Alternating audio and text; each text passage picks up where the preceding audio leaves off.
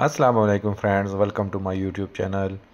Friends, आज हम बनाएंगे मज़ेदार किस्म का रेशन सलाद जो घर पे आप इजीली बना सकते हैं अपने बच्चों के लिए। इसे बहुत ही ज़्यादा पसंद किया जाता है। तो बढ़ते हैं रेसिपी की तरफ। फ्रेंड्स, जो अगर आप रमज़ान में इफ्तार में बनाएंगे तो वो आपके इफ्तार को चार चांद लगा देगी, और अगर आप किसी दावत में बनाएंगे तो आपकी वाह वाह हो जाएगी। तो फ्रेंड्स, रेशन सलाद बनाने के लिए जो अज्जा मुझे दरकार होंगे, जो इंग्रेडिएंट्स मैं इसके अंदर डालूंगा वो मैं आपको बताता हूँ, और जिस तरीके से मैं आपको समझाऊंगा आपने उसी तरीके से बनाना है, क्योंकि रेशन सलाद की बहुत सारी रेसिपीज़ मार्केट में मौजूद हैं। आपने वीडियो स्किप नहीं करनी है, आपने उसी तरीके से जो है मेरी रेसिपी को फॉलो करना है। और जिस तरीके से मैं बताऊँ, तो आलू मैंने छील के रखे हुए हैं। तो ये आधा केजी 500 ग्राम आलू हैं, और गाजर ये देख लें आप, 2 बड़े साइज़ की गाजर हैं, और इनका वेट जो है तकरीबन 300 ग्राम है। और 1 पाव सेब, मैंने हरे वाले सेब इसके अंदर मैं इस्तेमाल करूँगा, ये छील के इस्तेमाल होंगे क्योंकि इसके अंदर रस ज़्यादा होता है। इसके अलावा फ्रूट कॉकटेल में इसके अंदर डालूंगा, जो इसका वेट जो है वो तकरीबन 836 ग्राम है फ्रूट कॉकटेल का। इसके साथ में ग्रीन पीस मैंने इसके अंदर इस्तेमाल करना है, पर आप फ्रेश ग्रीन पीस भी इसके अंदर यूज़ कर सकते हैं।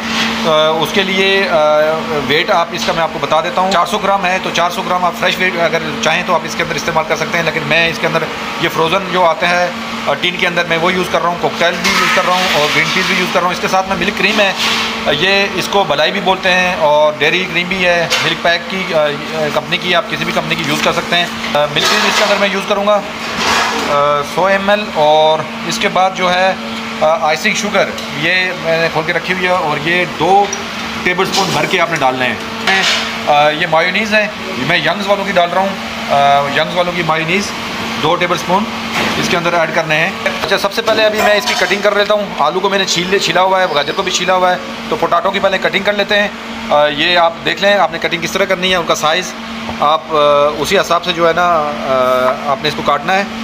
तो क्योंकि मेरी वीडियो थोड़ी लंबी होती है, बिगनर्स के लिए है, जो बिल्कुल शुरू से स्टार्ट ले रहे हैं, जिनको इंटरेस्ट है कुकिंग के अंदर, तो ताकि वो मेरी वीडियो से उनको कोई बेनिफिट हो जाए। तो इसलिए जो है मैं प्रॉपर 3 चीज़ें जो है ना आपके सामने करता हूँ। डमी और आर्टिफिशियल चीज़ें मैं ऐड नहीं करता कि पहले बना के रखा हो और जस्ट मैं दिखा दूँ। तो ये हर चीज़ मैं आपको सामने वो कर रहा हूँ। तो इसके पीसेस क्यूब की कटिंग में अंदर मैंने कर लिए हैं। तो इस तरीके से आपने आलू की कटिंग करना है। अगेन मैं आपको रिमाइंड करवा दूं कि जब भी आप कुकिंग करने लगें या कोई सलाद वगैरह बनाने लगें तो हाथ ज़रूर वॉश किया करें। अगर आप हाथ प्रॉपर नहीं धोएंगे तो इससे बैक्टीरिया की ग्रोथ होती है, जिससे आप बीमार हो सकते हैं। नहीं तो फिर ग्लव्स का इस्तेमाल करें। तो पोटैटो की कटिंग मैंने कर ली है, अभी इसको बॉयल करेंगे, हर चीज़ को अलग काटेंगे, अलग से बॉयल करेंगे। अभी जो है गाजर ये मैंने छील ली है, अभी इसके भी कटिंग का तरीका मैं आपको बता देता हूँ। आपने इसी तरह गाजर को भी कट कर लेना है। तो ये एक काट करके मैं आपको बता देता हूँ। तो आपने इसी तरीके से गाजर काट लेना है। ये रेशन सलाद की जो कटिंग होती है वो इस तरीके की होती है कि क्यूब कटिंग होती है। तो ये मैंने गाजर काट लिया है, अभी दूसरी गाजर भी काट कर मैं फिर आपको बताता हूँ। पानी मैंने बॉईल होने के लिए रखा हुआ है, तो ये मैं इनको सेपरेट बॉईल करूँगा। अगर आपके पास छोटे साइज़ की गाजर है तो वेट आप इसका 300 ग्राम जहन में रखना है। 10 पीपल्स के लिए ये जो रेसिपी मैं आपको शेयर कर रहा हूँ, 10 लोगों के लिए। अगर आप 20 या 30 लोगों के लिए बनाना चाह रहे हैं तो फिर आप इसकी रेसिपी को डबल कर सकते हैं। यूनिक जो सीक्रेट रेसिपी मैं आपसे शेयर कर रहा हूँ। तो जी फ्रेंड्स, ये गाजर भी मैंने काट ली है।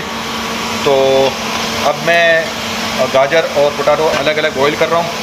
तो पानी मैं आपको दिखा लेता हूँ, मैंने पहले गर्म करने के लिए रख लिया था ताकि टाइम कम वेस्ट हो। ये देख लें फ्रेंड्स, पानी जो है उबल चुका है। अभी इसके अंदर मैं गाजर ऐड करूँगा, बॉयल होने के लिए रखूँगा।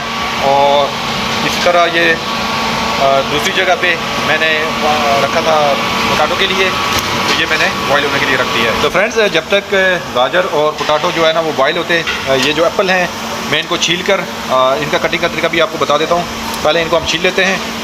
छीलने के लिए आप पिलर्स की मदद से भी इसको छील सकते हैं, और अगर आप छुरी से भी इसका छिलका उतारना चाहें तो उससे भी उतार सकते हैं।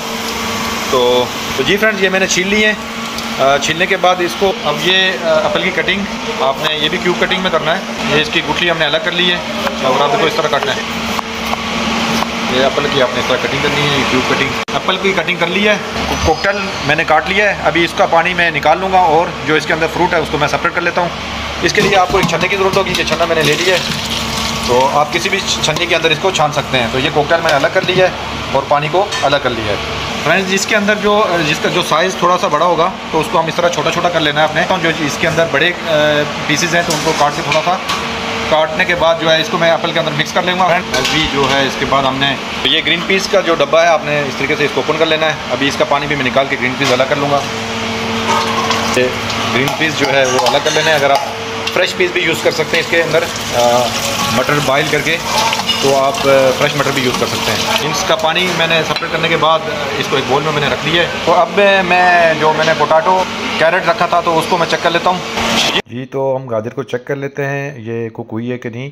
तो 22 मिनट हो चुके हैं। अभी इसको तो चेक करते हैं कि हमारी गाजर कुक हो गई है कि नहीं। तो गाजर हमारी तैयार है। तो अब हम इसको उतारेंगे। ये देख लें बिल्कुल गल चुकी है। और इसी तरह ये मैं आलू को भी चेक कर लेता हूँ। आप चाहें तो इनको इकट्ठा भी है, ये देख लें बिल्कुल ये कुक हो चुके हैं, तो इकट्ठा भी बॉईल कर सकते हैं। तो अभी मैं इनको उतारूंगा, छान के इसको ठंडा करता हूँ। फ्रेंड्स, इनको इस तरह आपने छन्ने के अंदर जो इसका पानी निकाल लेना है और ऊपर से ठंडे पानी के साथ इसको वॉश करना है। तो ये 2 मिनट के अंदर जो है ये ठंडी हो जाएगी। अब इसमें पोटैटो भी ऐड करेंगे जो बॉयल हो चुके हैं। तो इनको पहले अच्छे से वॉश करेंगे ठंडे पानी के साथ। और ये जब थोड़ा सा ठंडा हो जाएंगे तो इसको जो है आपने तकरीबन 10 से 15 मिनट किसी ऐसी जगह पर रखनी है कि यहाँ इसकी कूलिंग प्रॉपर हो, क्योंकि इसके अंदर हमने क्रीम और मायोनीज़ डालनी है। जी, तो कूलिंग वाला प्रोसेस पूरा हो गया है। 15 मिनट के बाद मैंने दोबारा से इसको जो बाकी चीज़ें इसके अंदर ऐड करूँगा। तो अभी जो हमने इसके अंदर कोकटेल था वो ऐड कर दिया है। बाद में ये मटर अभी डाल रहा हूँ, ये भी टिन फूड है। अब इसके अंदर मटर डालने के बाद आपने क्रीम ऐड करनी है। 100 ml मैंने क्रीम इसके अंदर यूज़ करनी है। तो ये क्रीम आपने इस तरीके से आपने इसको अलग अलग से इसके ऊपर डाल देनी है क्योंकि मिक्सिंग में आसानी हो। इसके बाद इसके अंदर मायोनीज़ में ऐड करूँगा। 2 टेबल स्पून मायोनीज़ के थे, ये बोल में डाले हुए थे। तो ये मायोनीज़ मैंने इसके अंदर ऐड कर ली है। और ये आपने फुल भर के 2 टेबल स्पून मायोनीज़ की डालना है। अभी इसके अंदर आइसिंग शुगर डालूंगा। ये 2 टेबल स्पून आइसिंग शुगर थी। और अब इसको जो है हम मिक्सिंग करेंगे। तो ये आप हाथ से भी मिक्स कर सकते हैं, मैं स्पून की मदद से मिक्स कर रहा हूँ। तो क्योंकि फूड सेफ्टी के उसूलों को मद्देनज़र रखना है ताकि कोई भी क्रॉस कंटेमिनेशन की, क्योंकि सैलेड आपको पता है पकता नहीं है, डायरेक्ट सर्व होता है। तो अगर आपके हैंड अगर प्रॉपर वॉश हुए हैं तो फिर तो चलो ठीक है, आप हाथ का भी इस्तेमाल कर सकते हैं। तो कोशिश करें कि आप ग्लव्स का इस्तेमाल करें या तो किसी चीज़ की मदद से आप इसको मिक्स करें। इंशाल्लाह आप एक दफ़ा ट्राई करना, आपको बहुत मज़ा आएगा। तो ये मैंने एक ट्रे लिया, अभी इसके अंदर मैं इसको लगा रहा हूँ। अभी इसको मैं सर्विंग का तरीका भी आपको बताऊँगा। इसके ऊपर मैं थोड़ा से फूल वगैरह भी लगाऊँगा। ये इसकी प्रेजेंटेशन के लिए आपने खीरा इस तरह स्लाइसिस में काट लेना है। और ये काट के फिर मैं आपको बताता हूँ कि आपने किस तरह लगाना है। ये आपने इस तरीके से इसके अंदर कुकम्बर स्लाइसिस के अंदर साइडों पे लगा लेना है। ये सैलड पूरा डेकोरेट करने का तरीका भी साथ में आपको बता रहा हूँ ताकि आपको किसी भी चीज़ के अंदर कोई दिक्कत ना हो। में ये इस तरह आपने स्लाइस के अंदर से जो है ना थोड़ा इसको एक साइड से कट लगाना है। और कट लगाने के बाद आपने इसके अंदर इस तरह इसको लगा लेना है। ये इसका तरीक़ाकार है, देख लें आप। अभी मैं इसके अंदर एक फूल भी लगाऊंगा ताकि ये और खूबसूरत लगे। अब हम टमाटर को देख लें आपने किस तरीके से काटना है। इसके ऊपर से पहले इसका इस तरह आपने ऊपर से इसको बारीक छिलका उतारना है। टमाटर को छील लेना है। ये फूल बनाने का तरीका मैं आपको बता रहा हूँ जो आपने इसके अंदर लगाना है। तो इसको छीलने के बाद आपने इस तरह इसको ये लपेटने का तरीका आप देख लें। और ये जो है ये एक फूल हमारा रेडी हो चुका है। इसी तरह जो है मैं आपको एक और फूल काट के बताता हूँ कि आपने वो किस तरह लगाना है। तो ये किया, ये इसका जो ऊपर वाला गूदा आपने अलग कर लेना है। ये गूदा आपने इसको अलग करने के बाद जो इसका छिलका है इसको इस तरीके से आपने छुरी की नोक की मदद से लाइनें मार लेनी है। ये लीव जो पत्ता होता है उस शेप का होगा।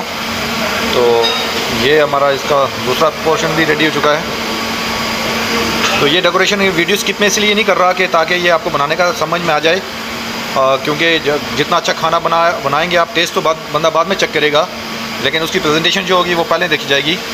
तो प्रेजेंटेशन अच्छी होगी तो फिर खाने का भी दिल करेगा। तो ये फिर आपने इस तरीके से जो है इसके अंदर ये फूल बीच में सेंटर में लगा लेना है। और ये फिर इसका आपने इसके साथ में इस फूल के लीव्स जो है वो ऐड कर लेने। तो ये जो एक साइड पे हमने इस तरह इसको फूल लगा लिया। जो आधा टमाटर हमारा बचा हुआ है तो इसको आपने इस तरीके से जो है ना एक साइड से कट लगा लेने। ये कट लगाने के बाद जो है ये आप देख लें, इसको सबको मतलब बीच में से एक आपने एक वो छोड़ के ऐसा छोड़ के तो एक ऐसे को एक राइट पे एक को लेफ़्ट पे आपने फोल्ड करना है। या आपने इस तरीके से जो है ना इस फूल को बनाना है। तो ये भी हमारा फूल बन चुका है, ये इसके अंदर लगाएंगे। तो ये आपने इस तरीके से इसके अंदर लगा लेना है। तो ये हमारा रेशन सैलड अल्हम्दुलिल्लाह रेडी हो चुका है। मुझे उम्मीद है कि मेरी आज की ये रेसिपी आपको पसंद आई होगी। इंशाल्लाह फिर किसी नई रेसिपी के साथ आपकी खिदमत में हाज़िर हूँगा। तब तक इजाज़त दीजिए, अपना ढेर सारा ख्याल रखिएगा। अल्लाह हाफिज़।